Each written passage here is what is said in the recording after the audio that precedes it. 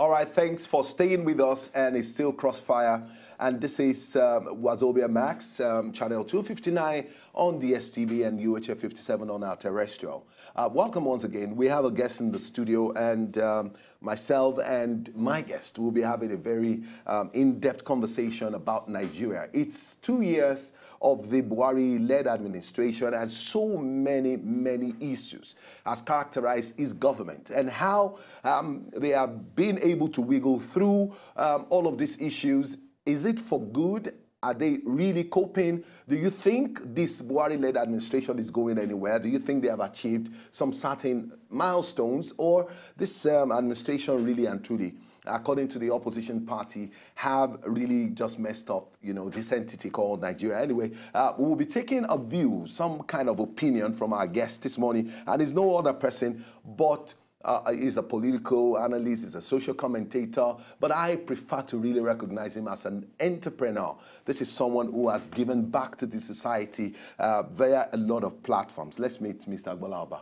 Good to have you on our platform. Thank you very much, once again. Welcome, and Merry Christmas to you in arrears, and Happy New Year in advance. I wish you the same, my brother. All right, let's talk. Let's talk.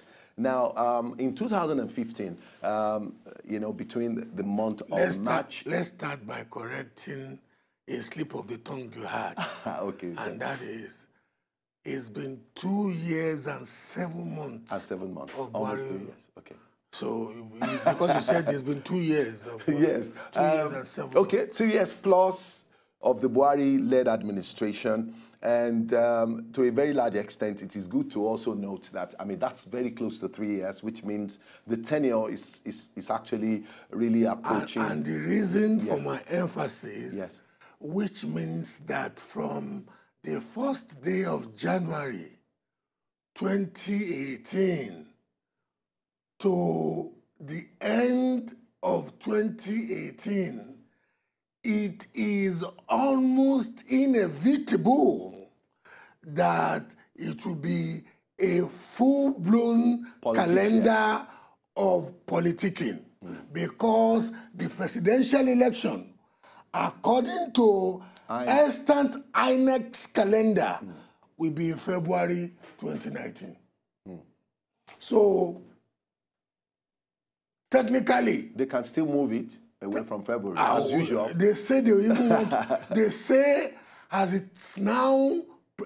they say as is prevalent in America and as prevalent in the United Kingdom and some other advanced democracies, they want a date that will register in the psyche of the Nigerian electors, so they may likely not move it if there's no untoward, this, you know, a kind of...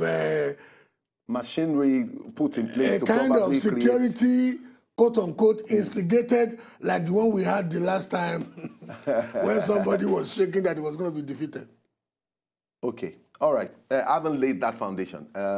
I will take you through a very simple journey just to educate Nigerians, and then to just bring to fore a couple of issues, you know, that has characterized the Buhari-led administration, knowing fully well, like you just said, that 2018 will possibly, or almost, you know, 100% dedicated to politicking and all of that. And on the show, I also have been asking questions from our very, you know, beautiful guest that, you know, that has graced our platform. What 2019 holds for APC, and what likely opposition that the APC-led government may have in not returning, you know, back, you know, in 2019. Now let's talk about the recent. I want us to quickly watch that video if it is ready. I really want to start from, you know, from the last set of statements, you know, that a lot of people are holding down, you know, which is part of what the president said during the Christmas, you know, address. And I wouldn't want to really take so much time on this particular thing, but is it true? Would you agree with the president that there are better days lying ahead of Nigerians, coming from President Muhammadu Buhari? before we go into a lot of issues that probably will negate the authenticity of that statement that he made during the Christmas speech? As an incredible optimist, as an entrepreneur, and as a man who has been fortunate by the special grace of God to have seen the world, I am one who believes that better days indeed lie in front of this country. I'm one who believes that irrespective of the abuses, irrespective of the denials that have been inflicted on the Nigerian youths, and I mean abuses transcending generations and abuses crisscrossing administrations that have been visited on the Nigerian youths, I am one who believes that our youths will grow, not only be the leaders of tomorrow, but they will solve the problems that those of us who are so conceited that we had better education, quality-wise, that we had better opportunities than we did have relative to what these youths are going through now. Could imagine when you left the universities in the 70s, a job was waiting for you, a car was waiting for you, an apartment was waiting for you. And yet we have youths now who generally come out of school and are left to founder, but I am one who still believes that these youths will solve the problems our elders couldn't solve, and that we as leaders now can't solve. Now, my belief in the ability of our tomorrow being good, my conviction that it shall be well with Nigeria may not be premised on the same modus operandi as the president. But does Bola Oba believe that it's going to be well with Nigeria? I am too conceited about that. Okay. I mean, lovely opinion you just established. But I want us to look at it. Let's consider the current activities of the youth of Nigeria and so many endangering ventures that has characterized the youth in Nigeria. Vis-a-vis kidnapping, ham robbery, rustling, I mean, exactly, and so many, activities, that characterize a typical Nigerian youth, because your vision and your profession, professing that this country will be great and that you believe in the abilities of the Nigerian youth. Do you think that this government is doing enough in terms of empowerment or building a future robust enough for the Nigerian youth's survival? I'm looking at it from the high of the government. You are conflicting a number of things. Not actually. And I will tell you why. Okay. I am not in government. And I don't know what their policy strategy. But you're a Nigerian and you can see the trend of things since this government started. If you let me finish, I will. Okay. You asked me a direct question if I believed that it was going to be well with Nigeria, or that it was the better days were still. Yeah, I'm not asking you. And I said personally, yes, that I do believe. And I said my belief, however, may be totally premised on a different modus operandi. Totally different from because I'm not quite privy to the policy, the policy strong room of the government. No, the you that I know, you are privy. Because I'm not a member of government. Yes, but I'm not serving in APC's government. Okay. You asked me a question, and okay, let's move further to the next question you've asked. Okay. Sitting here now, without wanting to be the mouthpiece of the government, I can neither condemn nor support whatever they may still achieve in about barely the 1 year that is still left technically for administration.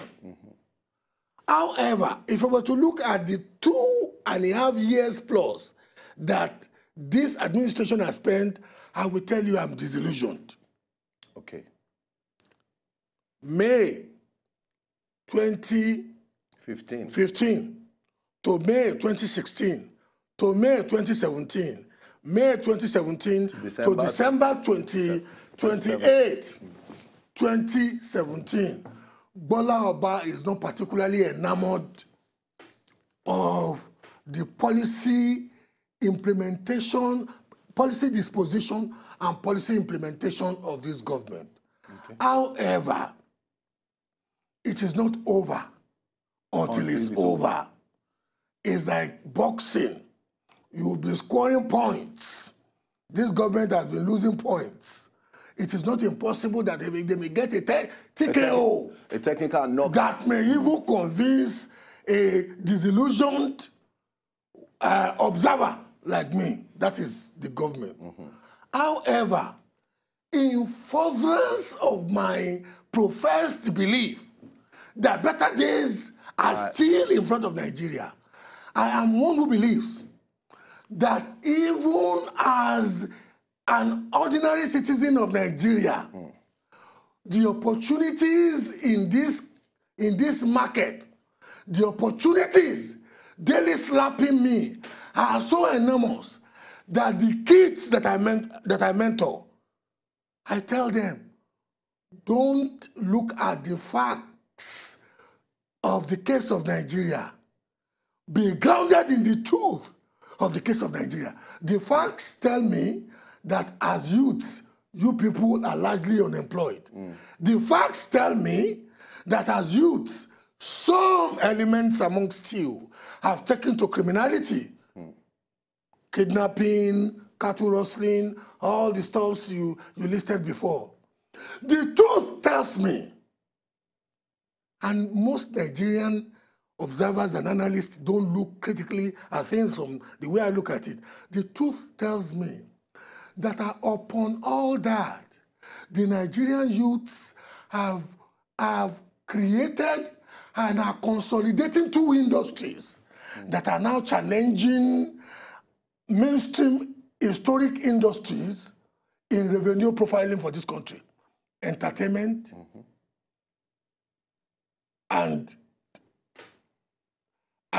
cinematographical productions.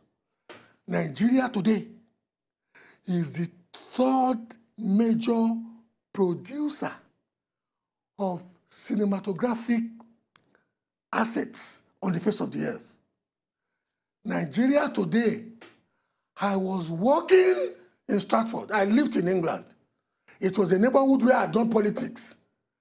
And I was walking across Stratford Mall about 2 years ago, or 1.5 years ago. And I had Nigerian, this kind of, I call it ras music, but Nigerian, all this hip-hop music. And because I thought the shop was owned by a Nigerian, I walked back, peeped into the shop, and I saw a white guy. And I said, is this shop owned by a Nigerian? He said, no, I own it. You want to buy anything? I said, no. I said, I was just wondering why you're playing this music. And he says, this is the music people listen to now in clubhouses in London. Nigerian youth, the same Nigerian youth that you have easily labeled as kidnappers. No, not particularly. Not now particularly, you know what? but, yeah. I'm sitting here with you in Lagos. And soon enough, the Winter Olympic, have you ever seen snow in Nigeria? Even as a boy, when I traveled first to Jos in the 70s, I was told that snow balls used to fall. I didn't see it, 73. But it was on record that but I don't know any part of Nigeria, not even the Mambila Plateau, where you can designably touch snow. And yet, the Winter Olympic is going to be happening in the next couple of days. A Nigerian bobsled team is going to represent an African country, largely tropical region of the world, hemispheric part of the world, represent, because you know what, whatever we put our minds to, we can do. And I am a mentor of entrepreneurs. And you know what I do? I take them. I have a building and construction training school. And you know what? I was at the airport, Murtala Mohammed Airport. That airport was built, I was born in Mushin, grew up in Mushin. That airport was built whilst I was growing up. I would see something going up. And I've been using that airport, going out and coming in of Nigeria. In fact, I wrote a story about it on my Facebook page, a letter to my wards. That is, site engineering students of my building and construction school. You know what? I went to that airport 3 days ago. I've been using that airport for more than 30 years. I went there and I saw a modern parking, parking bay with a fantastic hotel at the back of it. I know it was, I could see a Chinese company building it, but you know what? And I was telling myself, Bola, this kind of car park you've used at Heathrow, at Gatwick for decades. Hotel being proximate to the lounge. In fact, by accident, you noticed one in 1990 at Frankfurt. Why have Nigerian entrepreneurs not done that? And I decided that the most senior class of my building and construction training school, I would take them there and tell them the story of the airport relating to my story, and how they must open how they must open the eyes of their understanding to see beyond now and know that in every challenging circumstance there are opportunities. Okay, my brother. It is still going to be well with Nigeria. Okay, it may not be this government that will do it. Okay. But God has not forgotten Nigeria. Okay. Now, as an entrepreneur, this is another question I have for you. As an entrepreneur, a lot of entrepreneurs seems to be closing business. And that's because the country or the government, let me put it this way, hasn't created an enabling environment for businesses to thrive. We still have a problem of electricity. Power generation, distribution, and transmission has been an issue. And this has been like a recurrent problem for successive, government in Nigeria. Now, what is the hope for entrepreneurs in Nigeria, especially the manufacturing, industries in Nigeria, which we should be seeing as a major sector of the Nigerian economy to add more to our GDP? You just want me to lambaste this government, and I will keep on doing. It's not about it. I'm just bringing to fore issues that is confronting Nigeria. Without defending them, I'll be talking to the reality of the circumstance of Nigeria, and I'll be talking about what I believe. Okay. Have you ever heard the Ashanti joke? Ashanti joke. Ashanti, yes. Have you ever heard the joke? The Gudumeji and the IMF. No, the Gudumeji. Okay. Baba, late Olubadan of Ibadan. Oba Ashanti. Oh, the tea issue? No. Okay. Oba Ashanti. Some people, when he was made, when he ascended the stool of this traditional rulership in Ibadan, started giving out to Indigbos, to Yorubas from other parts of Yoruba land, to Hausas. He was giving out the chieftaincy titles of Ibadan. So some Ibadan indigenes went to him and said, Baba, Kabiesi,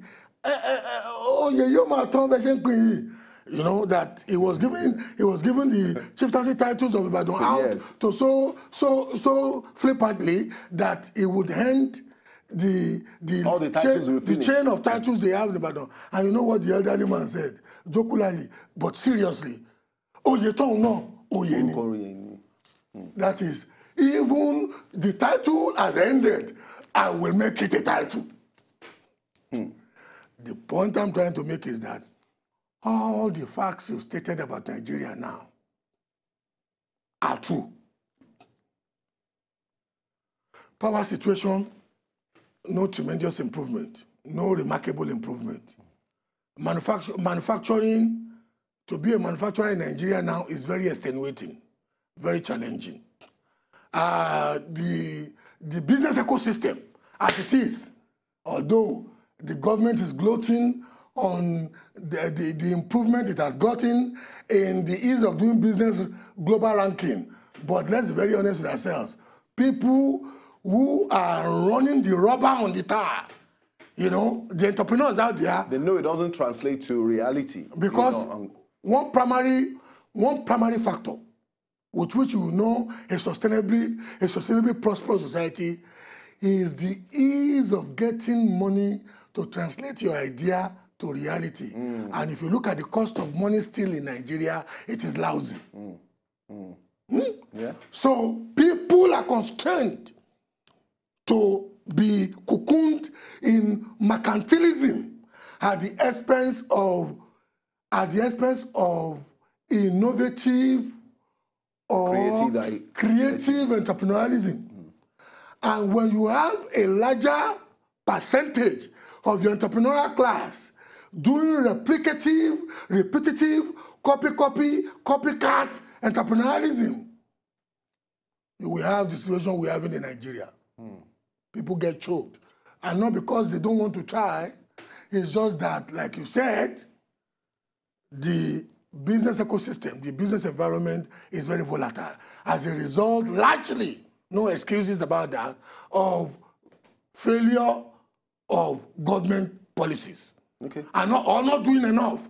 Even if we want to celebrate the fact that they've recognized some things to be done, they're pushing in the direction of how it should be done, and the international community seems to have rewarded them. But having said that,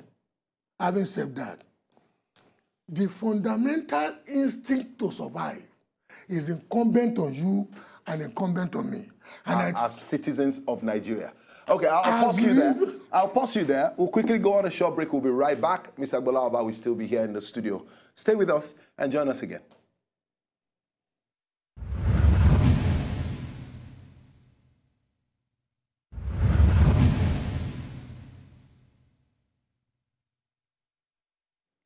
All right, we're back, and thanks for staying with us. My name is Dr. Banjo, it's still Crossfire, and we have Mr. Wazobia in the studio, and we've been talking about the possibility, the rays of hope, let me put it that way, for the Nigerian youth. And not even the Nigerian youth, for Nigeria as an entity. And to a very large extent, I have the vibes I'm getting, it's very positive. And I don't know what vibes you are getting out there, but you can always call and let us know exactly if you think, in his opinion, is not talking reality. Let us know what exactly you feel, so you can just pick up your call and let us know how you feel about our discussion today. Now, and let me wrap up the point. The point I was trying to make before we had to go on break was that the circumstances are very, very challenging. Very extenuating. Leadership is not doing well enough. Government, I don't see government doing well enough as just opposed to what I've seen governments done in other climes and in other polities. But you know what? Those extenuating circumstances too are entrepreneurial opportunities. Okay. The Chinese word, the Chinese character for crisis, I have read some of the things the Chinese people did to take China to where China is today. As against what the government of Nigerians have been doing. Money, you know, I love the reiterates and the narrative of how, Femi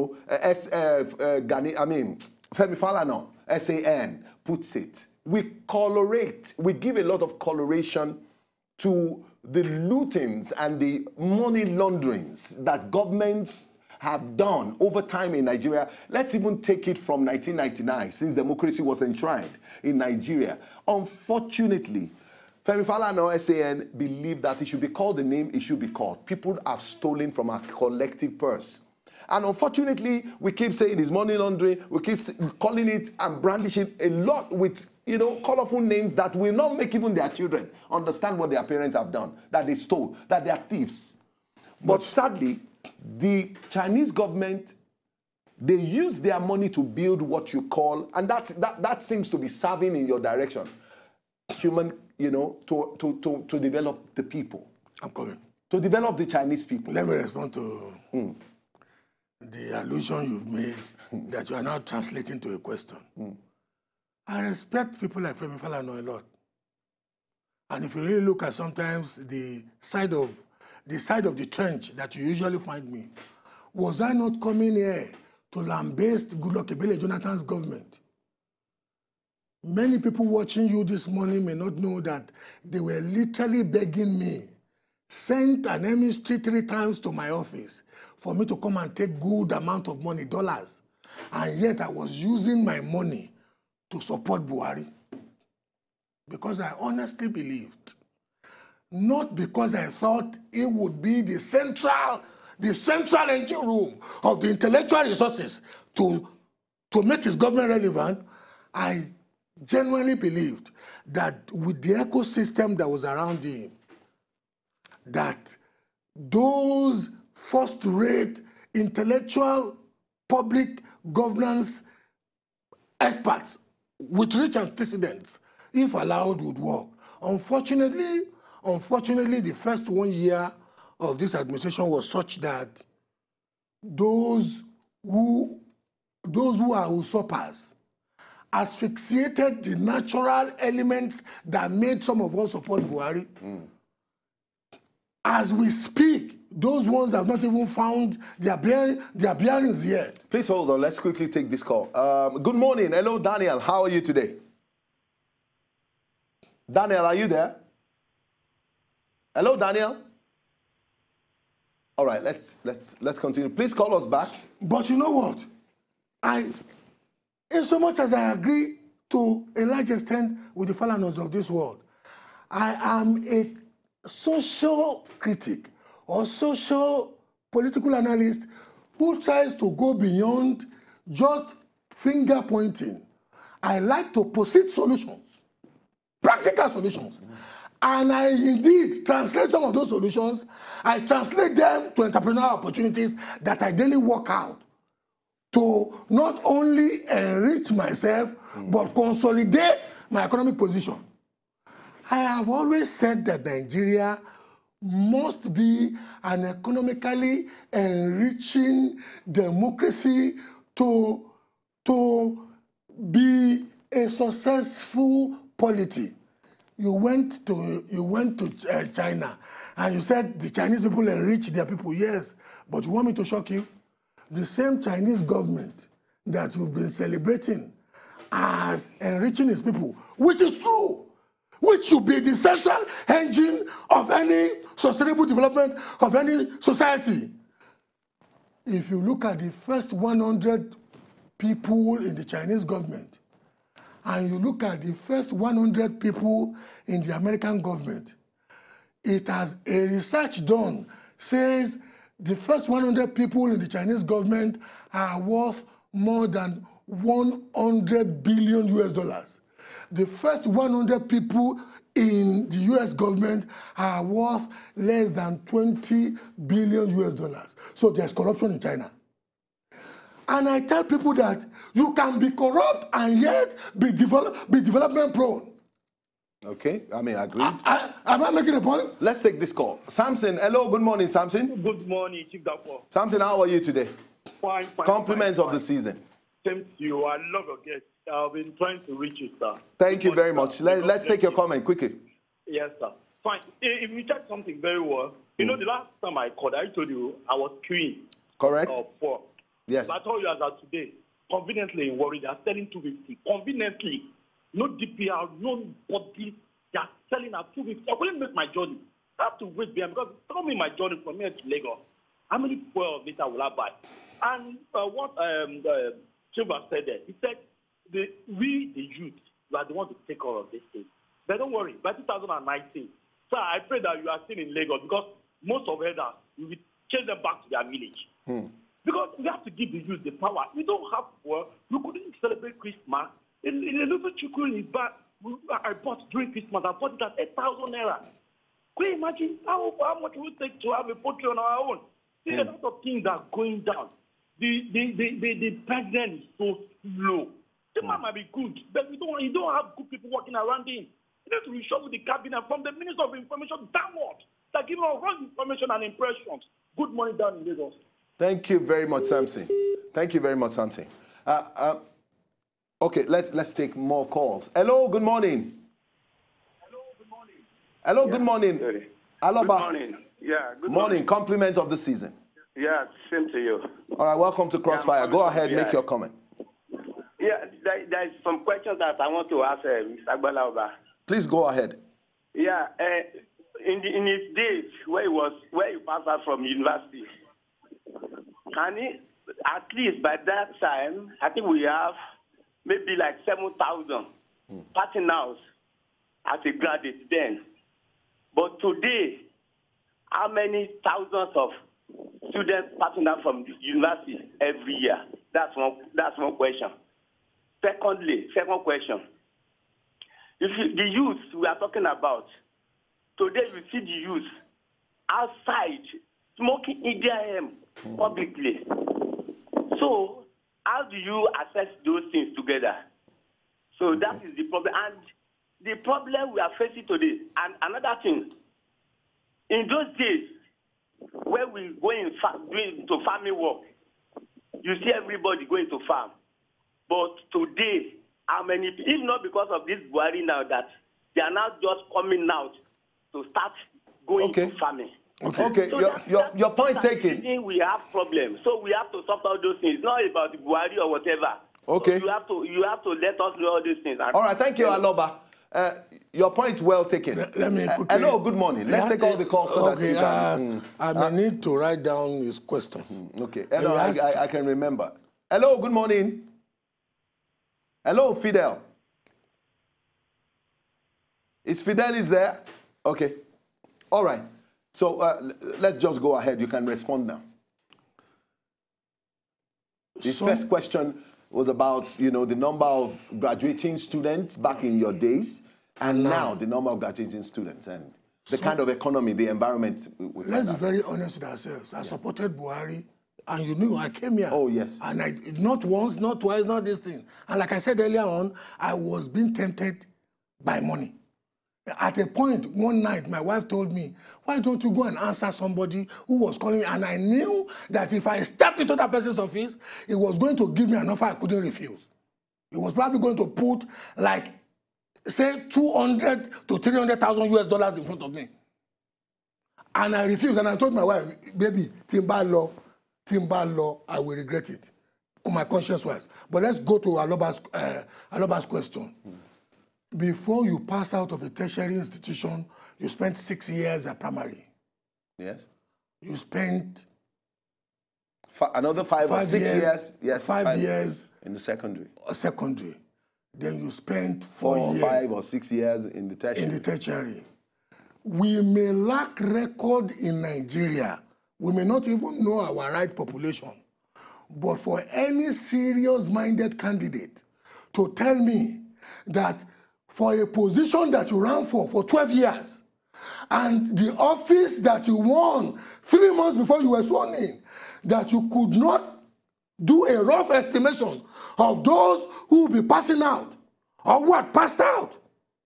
You won't have to do it yourself. Bola, go and do me a research on, in the last 10 years, how many have graduated, and those who will graduate during my tenure. If somebody could not do that, then there's a problem in our society. And if the likes of Aloba is rationalizing that, I shake my head. Nigeria will not only be in the quagmire because we cannot tell truth to power, even when we have emotional stake in it. And I tell people should listen carefully to me. I have better stake in APC than most people. My wife, what is the title of my wife as we speak? Iyawolemi, what is that title? She's the chairman of a local government here in Lagos. So if my wife is the vice chairman of a local government in Lagos, she must be APC. And I'm APC too. But let's be brutally honest with ourselves. If people are calling and rationalizing incompetence, we may not know our population because our census has been politicized. He is the level of students getting out of schools, primary, secondary, and tertiary institutions. Is that unknowable? Okay. Now, okay. I mean, you know what? Once he said the second is, I told you I wanted to write it. But in there, I'm not a spring chicken anymore. Yeah, it will be captured in my next question. Now, because of time, we have a lot of issues that has characterized this government, and I need you to probably just throw more light on it. We have the traveling, the medical trip of the president. We have the cabal that were in control, in Aso Rock. We have the Arewa Youth ultimatum issued, to the southeast, and we have a couple of bills that were even raised, at the level of the National Assembly. We can go on and on and on. We have the iPod, issue with Nnamdi Kanu. There are so many issues that this government has really had to handle. We still have Boko Haram insurgency in the northern parts of Nigeria. Don't you think the Buhari-led administration has suffered a lot of setbacks, or probably distractions, and that is what has made them not to have been able to do so much? Were many of these phenomena in existence when we were campaigning that we wanted power? Obviously, yes. Obviously, yes. Remove Fulani herdsmen's attack, which I believe is just the newfound arrogance in the Nigerian polity. You remember how the Jaws were under Jonathan. We have a tendency in this country, which Obasanjo did not encourage. As much as I don't like Obasanjo or support him, he did not encourage it for the Yorubas. But we have a tendency in this country that when somebody who is a case man is in Aso Rock, a new attitude of arrogance, bordering on criminality, will start among those who have cultural affinity with the occupant of Aso Rock. Didn't we see the arrogance of the Jaws under Dr. Goodluck Ebele Jonathan? Are we seeing the Mauritian arrogance of the Fulanis now? Remove that. Every other thing you've enumerated were there in existence when General Muhammadu Buhari was campaigning. Did they campaign that he was going to address those issues? He did. He's the president. The buck stops on his table. Credit must stop on his table. And you know what?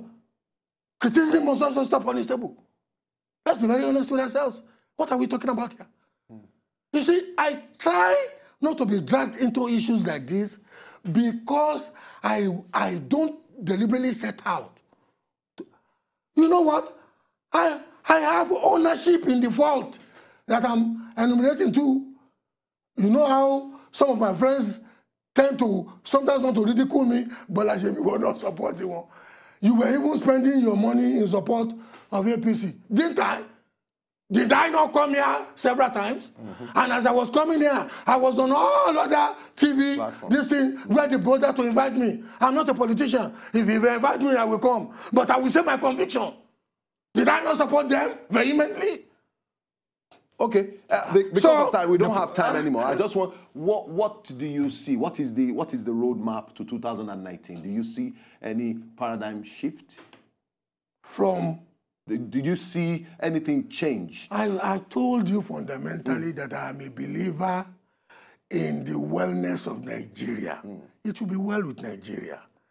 Whatever any administration may like and do. I'm talking about the political terrain you know what? In Nigeria. In PDP, in 2018, I will be more circumspect to who I support. The two main parties I may not be enamored with the two main parties, APC, PDP. But in 2019, I am not even going to support a party. Because in 2015, in 2014, I largely supported a party because I believed that in the collection of those who composed and constituted the party, they were going to be a far better alternative. Okay. But in 2018, I will be more critical of the person. Okay. The person.